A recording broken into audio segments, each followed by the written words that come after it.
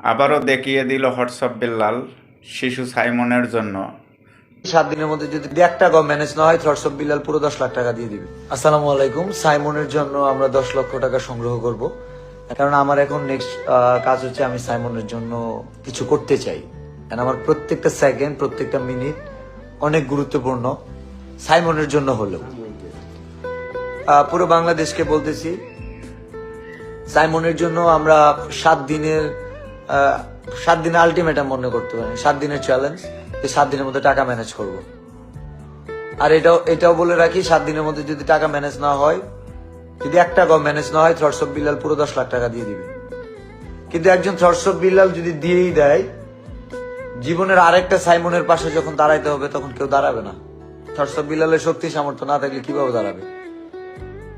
বলার মতো যে একটা সাহস, সেই মানুষটাকে তো পাইলাম না। কেউ যদি কলজা নিয়ে বলতো যে আমি এটা দিব, ও না পারলেও ওর মুখের কথা হইলেও আমরা ভিক্ষা করে ম্যানেজ করে দিতাম। সো আবার বলতেছি, সাইমনের জন্য 7 দিনের কাজ আমরা উদ্যোগ হাতে নিচ্ছি। আমাদের সাথে আছে ভালোবাসার মানুষেরা, ঠিক আছে, যারা মনে করতেন যে থটস অফ বিল্লালের দুঃসময় পাশে ছিল না, সেটা কোনো ফ্যাক্টর না। থটস অফ বিল্লালের দুঃসময় সুসময় বলে কিছু নাই।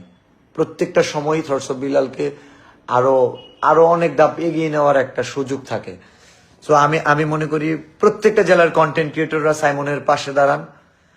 এটা 7 দিন কেন, থটস অফ বিল্লাল 7 দিন বলছে, সেটা আপনারা একদিন না, আমি বলবো 7 ঘন্টায় সেটা সম্ভব করে দেন।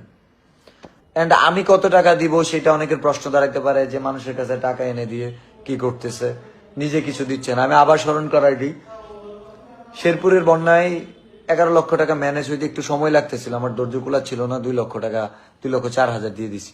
আমি চেষ্টা করব। এমন আছে কি আমার 7 দিন ধৈর্য কুলাবে না, 2-4 দিন কাজ করার পরে যদি ধৈর্য না কুলায়, বাকিটা দিয়ে দিব।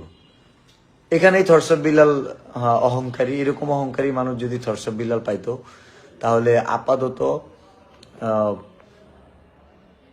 এই দেশের একটা সমস্যা না, এরকম 10টা সাইমনের সমস্যার সমাধান করার সুযোগ হইতো। এই সাইমন শুধু প্রতিভাবান একটা শিশু না, শুধু একজন কন্টেন্ট ক্রিয়েটর না, আমাদের রত্ন। সাইমনের মতো এরকম বাচ্চার আমাদের রত্ন, কারণ এই বাচ্চা আমাদের রেমিটেন্স আনে।